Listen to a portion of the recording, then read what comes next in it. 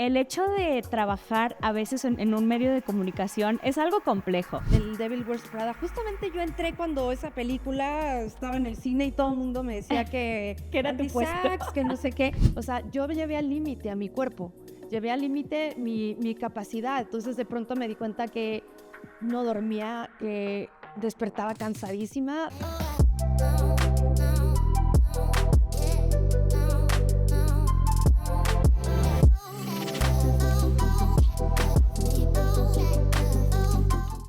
Hola, ¿qué tal amigos? Bienvenidos nuevamente a Moviendo la Industria, el podcast en donde les platico acerca de mujeres que le están rompiendo en distintas industrias creativas. Y bueno, el día de hoy vamos a platicar de un tema que es muy recurrente, es el burnout. Cualquiera lo ha experimentado, ha sentido un tremendo agotamiento, desmotivación. Es por eso que el día de hoy tenemos a una invitada que se especializa en el medio editorial y quien tiene mucha experiencia, pues ha trabajado en grandes revistas como lo es Vogue, donde trabajó como subdirectora durante mucho tiempo. También ha colaborado con algunas otras como lo es Glamour, GQ. Así que bueno, me emociona mucho estar el día de hoy aquí con Bárbara Terán. ¿Cómo estás? Bien, ¿y tú qué tal, Nani? Un honor tenerte aquí platicando el día de hoy. Gracias por la invitación. No, hombre. Oye, Bárbara, como mencionaban al principio en la intro, el hecho de trabajar a veces en un medio de comunicación es algo complejo, porque si bien es cierto que a pesar de que, por ejemplo, tú trabajas mucho con contenido de moda, de estilo de vida, si bien es cierto que es muy glamuroso, es muy divertido, la verdad es que son contenidos pues muy atractivos. Sin embargo, también la gente a veces no se da cuenta de todo el estrés que hay detrás de un medio de comunicación. Correcto. O sea, a ver, vamos, de los títulos que has mencionado, pues son revistas justamente como lo dices, ¿no? O sea, revistas que pues tú ves las páginas, ves los sitios, ves esos photoshoots, los viajes, de pronto Fashion Weeks, o sea, muchas cosas que parece que uno tiene un estilo de vida muy glamoroso, muy llamativo, pero la verdad es que al final del día, siempre detrás de cada título, por así decirlo, pues hay una producción, un equipo de producción que realmente trabaja muchísimo, desde el director, desde los coordinadores, desde los diseñadores gráficos, todo lo que conlleva esos títulos, como te digo, ese detrás de esas páginas, Sí. realmente sí lleva un trabajo arduo. Arduo. Y bueno, antes de pasar de lleno al tema, me gustaría también que nos compartieras un poco de tu historia, de cómo fue que te inmiscuiste en estos grandes títulos, porque bueno, claro que Vogue es una leyenda aquí en China y en cualquier parte del mundo, y creo que es un empleo soñado. De hecho, estaba leyendo por ahí un artículo que me encantó tuyo, que escribiste, que decía, ser fiel a mi estilo, la lección que aprendí en mi primer día de trabajo. Ya Y sé me cuál. encantó, me encantó. El de los zapatos. Sí. Sí, pues mira, yo te cuento, yo empecé, de hecho, en un título que se llama Gato Pardo. Es un título muy diverso a la moda. Vamos, era como un Vanity Fair latinoamericano. Yo estaba estudiando comunicación y según yo iba a hacer cine, pero llego en mis últimos años de la carrera a trabajar este título creado por un colombiano, Rafael Molano, que después resulta ser el director de GQ México y Latinoamérica. Y es ahí en donde me enamoro de lo que son las revistas. O sea, yo soy esa persona old school del papel, etcétera, pero me encantó todo lo que conllevaba trabajar, ¿no? Desde, como te comento, la producción, el escribir, el aprender, los personajes que conoces, etcétera, ¿no? Entonces ahí yo arranco mi carrera en el mundo editorial y un par de años después, pues llego al título soñado, a Vogue. Trabajé de la mano con Eva Hughes, que básicamente fue la persona que me contrató, que me abrió las puertas en Vogue, y fui creciendo. Finalmente se cumplieron prácticamente 15 años en donde yo comencé como coordinadora de moda, después fui editora de lo que se llama Agenda y Mundo, que es cultura, lifestyle. Ahí estuve varios años, después con la que fue editora en jefe, que se llama Kelita Lamas. Y finalmente, ya de la mano con Carla Martínez, la editora actual, ya fungí como subdirectora del equipo. Entonces, fue un una buena mancuerna, vamos, ¿no? Donde Carla se dedicaba un poco más a la parte creativa, la parte, pues que a ella le encanta, la moda, etcétera. Yo llevaba la parte más como, ¿cómo decirte? Como operativa del título, ¿no? Y es en donde también converge el tema del estrés, pero con el título soñado, etcétera.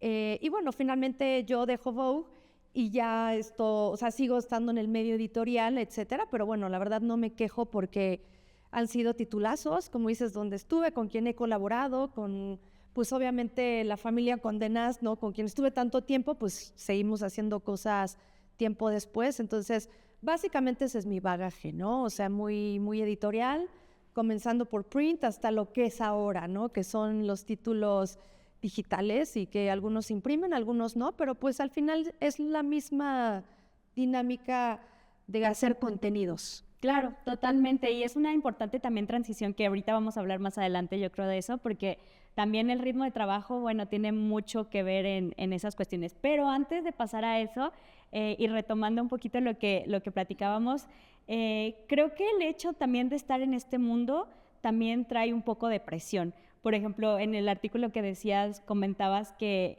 pues sí, o sea, uno se imagina, por ejemplo, el episodio de la película de El Diablo Viste a la Moda, ¿no? Y decías qué me voy a poner, qué zapatos debo usar, o sea, uno se hace muchas expectativas y se mete mucha presión por estar quizás en un mundo así que tiene que ser tan perfecto, que de repente tú entras al medio y te das cuenta que el ambiente laboral no era así. Entonces, por eso se los recomiendo que lo lean, está muy divertido. Muy divertido, sí. Y bueno, eso creo que es como un principio para hablar de cómo es ese mundo y cómo viviste tú también el estrés trabajando en todos estos puestos, ¿no? De coordinación dentro de publicaciones masivas de medios de comunicación. Claro, o sea, como todo, y como bien dices, o sea, es el Devil Wears Prada. Justamente yo entré cuando esa película estaba en el cine y todo el mundo me decía que que era tu puesto, que no sé qué. Pero mira, te voy a decir algo, es muy importante que cuando tú eres representante de un título tan importante o en el que sea, tú siempre vas a ser parte de esa imagen. O sea, eso es por un lado, ¿no? O sea, entonces tú ante la gente, ante los PRs, ante las marcas, etcétera, claro que tienes que vestirte de cierta forma, que no tiene que ser el último grito de la moda ultra lujo, porque pues obviamente no siempre es accesible para todos, pero sí es importante que cuando uno representa una marca, por así decirlo, pues ir acorde, ¿no? Y el lado B de las cosas es que en el momento ya de la práctica del día a día, lo que es un photoshoot, lo que es en los cierres editoriales, que son eternos, pues está la parte del sentirse cómodo, de mentalizarse a que va a estar uno muchas horas en una oficina, etcétera. Entonces, sí, o sea, está esa parte que es realizar propiamente el producto. O sea, cuando tú ves una revista ya físicamente, lo que hay detrás en trabajo, digamos, en trabajo duro, pues es muchísimo. Y toda la gente que se involucra ahí, por supuesto, que pues le batalla te digo, en los photoshoots, en escribir, en corregir textos, en que cuadre todo para que pues al final del día a la persona que lo consume, que lo compra, pues llegue un producto perfecto. Y eso va de la mano con las exigencias que tiene pues las revistas, ¿no? La marca, que pues tiene que salir perfecta, porque pues no puede haber equivocaciones. No tienes el derecho de que claro, vaya con errores, ¿no? Entonces totalmente. pues son no una, sino 10 revisadas, 20 revisadas antes de que se vaya a imprenta. Eso en los casos prints. En los casos digitales es obviamente un poco más fácil porque pues te metes y corriges, pero sí es todo un equipo que está detrás, que trabaja de sol a sol. Bárbara, y algo, bueno, también importante y recalcar es que sí, de hecho, ya trabajar en sí, en un medio, es estresante por todas estas cosas que tienes que hacer perfectas porque, pues, como decía un maestro, tenía que, a diferencia de doctores que entierran sus errores, los comunicólogos y los que están en medios de comunicación los publican. Entonces, tú como jefa y como líder de medios de comunicación, ¿cómo viviste este estrés? Porque, bueno, tú iniciaste en Vogue entrando en un puesto, pero saliste también siendo la subdirectora. Entonces, me gustaría que me contaras cómo fue en aumento esa presión o esa responsabilidad. Pues mira, es muy chistoso porque ves que yo te dije, ay, pues tuve casi 15 años, etcétera, etcétera. Pues pasaron demasiadas cosas incluyendo formas de trabajo. O sea, yo entré en esa vieja escuela en donde pues trabajar en un medio y que tu nombre saliera en esa publicación, e incluso el medio de lujo, de la moda, etcétera, pues era un privilegio. Lo sigue siendo. Pero había una filosofía de trabajo de entrega tu vida, no importa lo que suceda y no importa el horario, etcétera, etcétera. Pero también, en mi caso, pues yo era una apasionada. O sea, yo siempre quise trabajar en una revista de moda, lo logré y bueno, para mí era mi vida. Entonces yo trabajaba con un mindset muy vieja escuela, te digo, en el que, pues sí, deja todo, no duermas, no comas, tacones, el pie destrozado, pero, o sea, ¿cómo decirte? O sea, era una parte en la que a mí no me importaba y creo que a los en generación tampoco nos importaba dejar todo. Y eso te lo digo porque con colegas de Estados Unidos, o sea, de otros países que han estado en esta misma industria y durante años éramos iguales. O sea, éramos esas personas de entregar cuerpo y alma y sangre y dejar todo por todo. Pero en mi caso, en esos años, yo tuve un periodo donde tuve, por diagnóstico de un psiquiatra, depresión. O sea, yo llevé al límite a mi cuerpo, llevé al límite mi capacidad. Entonces, de pronto me di cuenta que no dormía, que despertaba cansadísima, pero también tenía unos golpes como de mareo. Entonces, pues imagínate, o sea, mi día a día de pronto cambió cuando dije, ay, caray, o sea, ¿qué es esto? ¿Qué me está pasando? O sea, y obviamente pues, estaba mucho más joven y seguía sin darle importancia, ¿no? Hasta que ya la gente me empezó a decir, oye, te veo muy delgada, como que no sé qué, te ves muy cansada. Y luego ya dije, bueno, un momento, claro, algo me está pasando. Y entonces ahí viene la preocupación real de decir, híjole, no, ya está repercutiendo en mi salud, que es cuando dices, algo no está bien. Conclusión, para no clavarnos en este tema, pues sí, al final del día mi problema fue un tema de que literal burnout. Llevé a mi cuerpo a tal extremo de que, pues, diagnóstico menos de 30 años y yo, depresión. Y en ese momento no se hablaba tan normal como ahora, que, claro, tienes esto, ¿no? O sea, no hablábamos de esos temas.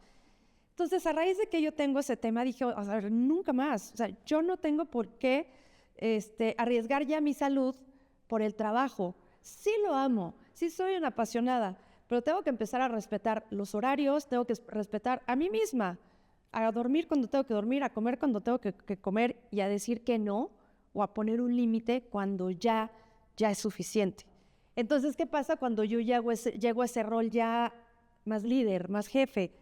Pues no, o sea, decidimos cortarlo. Dijimos, no nos va a servir de nada tener gente cansada, enojada, frustrada, porque ni siquiera va a salir bien el trabajo. Entonces, ¿qué sucede? Que cambias tu estrategia de trabajo como líder y dices, a ver, si somos un equipo y si tú haces tu trabajo bien de 9 a 6 y tú, pues tiene que salir. O sea, es como son las cosas, ¿no? Evitando esos ratos de ocio, etcétera, pero pues sin ser un sargento tampoco, sin necesidad de que la gente realmente sufra, porque a mí me pasaba. Llegaba a las 3 de la mañana, seguía en la oficina, pero por supuesto que mi cerebro ya no carburaba. Ya o sea, estabas cansada. Yo era un cuerpo, sí. Yo y el resto de un equipo, ¿no? Entonces, desde ese principio hasta esa parte ya de llegar a ser una persona en un rol superior, pues sí, dije, no puede ser. O sea, las cosas como son y hay que respetarlo, ¿no? Por la vida personal de cada persona, ¿no? Que también... Y, por ejemplo, cuando tienes algún deadline que sí o sí tiene que salir el trabajo, y bueno, no te estoy diciendo de que ya sea un día para otro, pero cuando sí sabes que tienes espacios como muy estrictos y que ya ves a tu equipo de trabajo también cansado, ¿cómo lidias con eso? ¿Qué herramientas has usado como para que quizás liberar un poco esa presión, ¿no? Entre tus empleados. Pues mira, yo lo veo como un partido de fútbol, ¿no? O sea, van temporadas y el equipo juega y va avanzando y obviamente están cansados, pero hay que motivarlos y todo. O sea, siempre cuando hay deadlines cortos, o sea, es como desde antes, desde que se sabe decirles, oigan, a ver, va a suceder esto, tenemos poco tiempo, que sí lo he vivido de un día para otro. O sea, sí, créeme total. que me ha pasado. Sí. Y es decirles, necesito ahorita todas sus pilas, toda su energía en esto. enfoquémonos en este proyecto. Si no hay prioridad en otros, focus en esto para que salga lo más pronto y dejar en pausa otras cosas que no son tan importantes. Y si me refiero a que es como un partido de fútbol, es que cada personaje del equipo tiene un rol, una posición. Entonces tú vas a dar lo mejor de ti en redacción, tú vas a dar lo mejor de ti en foto, pero enfoquémonos en lo que ahorita queremos ganar el partido. Tenemos 90 minutos para ganarlo. Da lo mejor de ti. Después, ahora tiempo para otra cosa. Totalmente, totalmente sí, ¿no? Y claro, es una mentalidad también que creo que ha ido avanzando, por como dices, porque sí, estábamos antes acostumbrados a ver que era sí o sí las exigencias de la vida, y ahorita creo que ya se tiene un poquito más de conciencia como por el bienestar, por comer más sano, por dormir tus horas, y creo que eso ya habla muy bien de un avance en la industria laboral, sobre todo aquí en México. ¿Tú qué piensas? Porque, bueno, además cabe destacar que no solamente has trabajado en Vogue, o sea, has estado en muchas de las revistas más famosas editorial, o sea, en la industria editorial aquí en México. Entonces, ¿tú cómo ves? ¿Crees que va como pareja la cosa, de que poco a poco sí se está llevando como la misma importancia por el bienestar? Sí ha cambiado, empezando por las personas que somos, te digo, de esa vieja escuela que entregábamos todo, a estas nuevas generaciones. Estos jóvenes ahora sí tienen un punto en la parte en que te exigen límites, de decir, pero mi horario es de 9 a 3. Entonces ahí uno dices, claro, tienes razón, no tengo por qué obligarte a trabajar horas extras, pero yo también quiero ver que tu trabajo realmente sí lo entregues como debe ser. Y por supuesto que ahí está tu horario de contrato como debe ser. Me pasaba mucho antes que trabajaba en empresas internacionales donde, por ejemplo, en sus países, llámese europeos o Estados Unidos, sí son muy de respetar los horarios. Y como decías, la cultura mexicana, latinoamericana, somos más permisivos de no importa, dale. Y entonces, pues también ya ahora con ese crossover de esa globalización con otros países, pues también nosotros tenemos que aplicarlo. En algunos casos ya se aplica de decir, pues respeto al horario.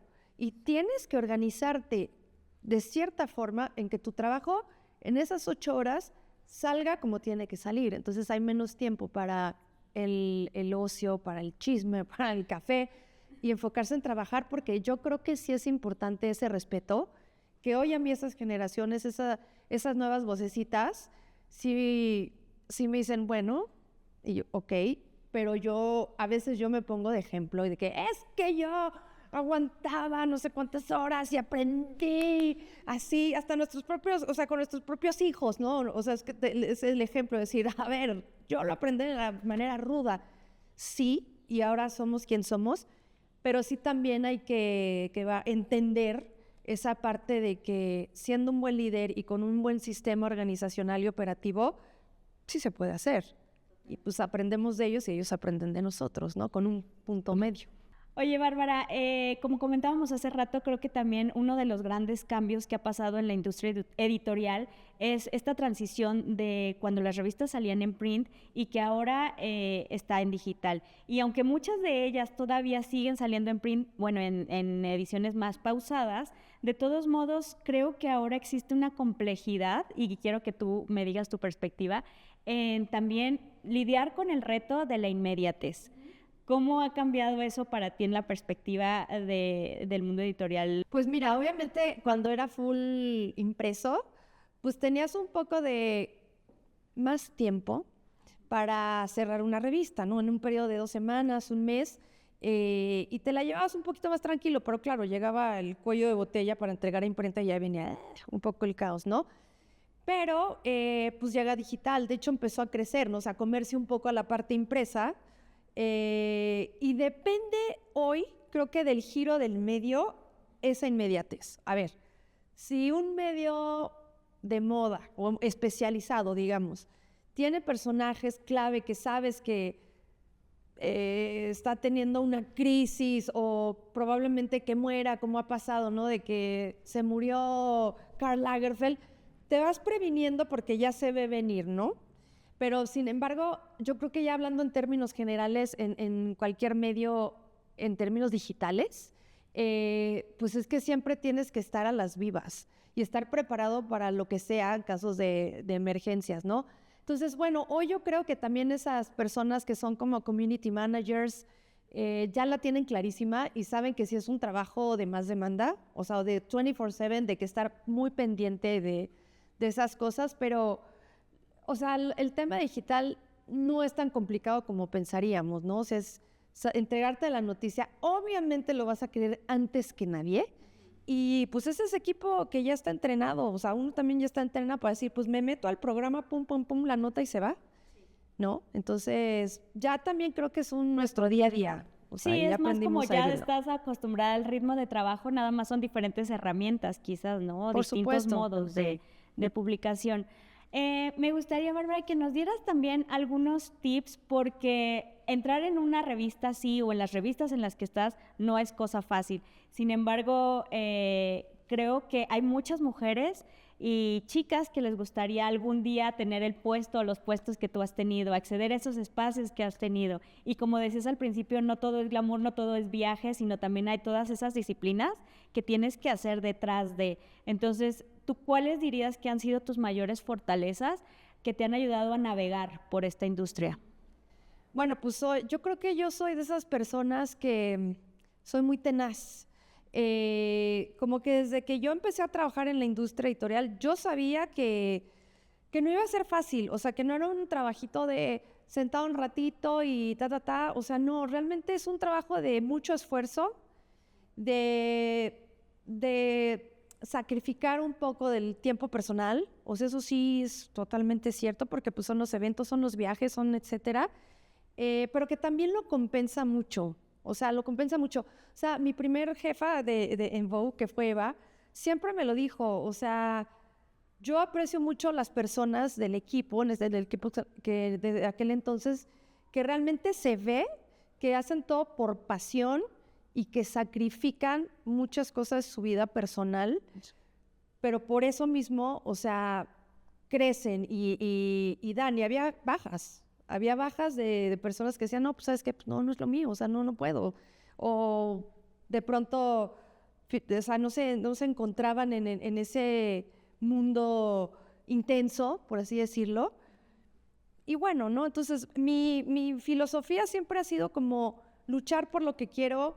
Yo busqué N lugares, porque no existía ni en Instagram, para llegar a contactar a la directora de entonces y su sitio web estaba pésimo porque no existía, o sea, Sí. era hola y una cosa ahí rara y yo creo que te contestaba el programador que hacía la página, ¿no? Sí. Entonces, pues sí, es eso, o sea, ¿Y cómo le hacías? O sea, ¿ibas de que literal a la empresa a tocar la puerta o... pues lo mío fue, yo empecé a mandar correos así de que abría la revista y decía, aquí viene el contacto y empecé a mandar correos hasta que finalmente di con una persona que en ese momento trabajaba y me dijo, bueno, pues mándame tu currículum y también a mí se me acomodan las cosas porque en ese momento justamente estaba yéndose una persona, etcétera.